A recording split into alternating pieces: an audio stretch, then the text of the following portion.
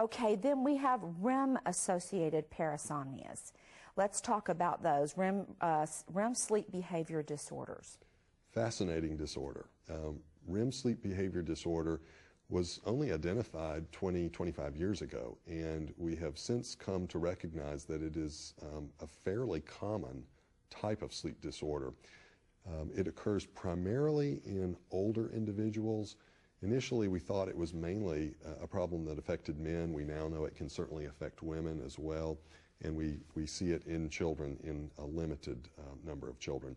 What is occurring with REM sleep behavior disorder is that the individual is asleep in REM, and in the normal state of REM, the individual is paralyzed. They have very low, if not absent, muscle tone. Right. But with REM sleep behavior disorder, there's a failure of that mechanism, and so the individual is able to move. And recalling what I'd said earlier, that the individual is often dreaming during REM sleep, the scenario is that the person is now able to enact or act out their dream mentation. And so these movements tend to be rather dramatic. They are high amplitude movements like kicking, jumping, leaping, hitting, thrashing.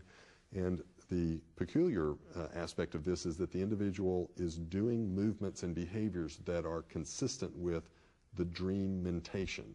So, for example, if the individual is dreaming they're being chased by a bear, they may jump up and bolt or run. So that would mimic, then, the non-REM parasomnia in some sense. It has some similarities, but it tends to occur in the second half of the night when we tend to be in REM sleep. The individual does sometimes have recall about what is happening. They may be able to provide you with at least some detail about what they thought they were doing and what they were experiencing. And in many ways, what the individual is doing during the REM sleep behavior disorder will give you clues as to what they were dreaming.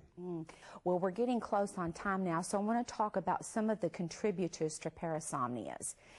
Sleep deprivation. People never take this seriously. In today's world, sleep is the last thing on their mind. Oh, I can keep going, but... Sleep deprivation is an extremely common phenomenon in our society. We as a society simply do not get enough sleep. That's true among adults, adolescents, and unfortunately even among school-age children. And when we have irregular sleep-wake patterns and inadequate sleep, that can serve to precipitate or tip an individual more in favor of parasomnias and a whole host of other issues. Right. I'm going to run down the list of things that can contribute to these things that people probably are not aware of. Head injuries, certain parts of the brain injured can contribute to it. We've talked about apnea, so it's good to get checked out with a sleep study to make sure that's not precipitating or getting these people into the parasomnia. Travel and unfamiliar surroundings. Oh, I wish you could tell the hotel story, but I've got to wrap this up. Stress. Again, people don't ever take that seriously. Migraine headaches. Yes. Hyperthyroidism and stroke. So any of those things can be a problem. Did you have comments?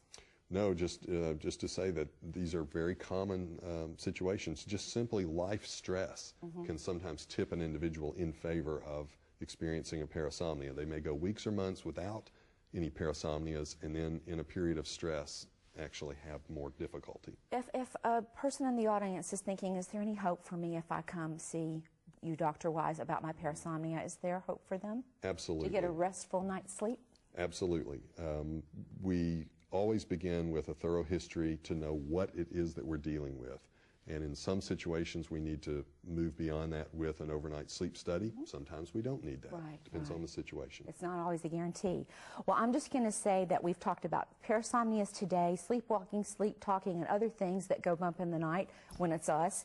And all of these disorders are treatable. Dr. Merrill Wise, thank you so much for coming. It's my pleasure. And we will be talking next time about hypersomnia. Can you define that quickly? Excessive sleepiness.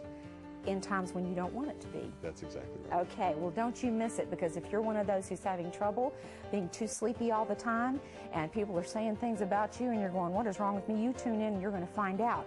I'm Susan Gray, and this has been The Power of Sleep. WYPL TV 18 was proud to present The Power of Sleep, sponsored by Methodist Sleep Disorders Center, offering a free community education seminar Tuesday, July 14th at the Jewish Community Center. This seminar features a physician speaking on an important sleep-related topic. Admission is free and open to the public. The seminar begins at 6:30 p.m. on Tuesday, July 14th. More information can be found at www.methodisthealth.org or 901-683-0044. Methodist Healthcare, embracing the miracle of life.